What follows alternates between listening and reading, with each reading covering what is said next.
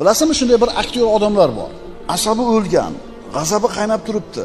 Ichida vulqon qaynab turibdi-yu, ammo tashqarisida xotirjam tura oladi. Biz bunaqa, bu aktyor bu. Biz bunaqa xotirjamlikni aytmayapmiz. Biz aytayotgan xotirjamlik, sakinat ustida qanday osudalik, viqor, xotirjamlik bo'lsa, qalbida ham shu narsa bor. Mo'min banda osoyishta bo'ladi, sokin bo'ladi. Xuddi salobatli bir tog'dek. Mo'min jazavaga tushmaydi, vahimaga tushmaydi, panika qilmaydi, yiqilib qolmaydi, o'zini yo'lidan chiqib ketmaydi, idish tovoqni yerga urmaydi, eshikni tepmaydi, so'kinmaydi, xotirjam bo'ladi, halim bo'ladi. Mana shu kishini muomalada, odamlar bilan qilayotgan muomalasida muloyim, halim bo'lib turganligi uni qalbida sakinat borligiga bir ishora bo'ladi.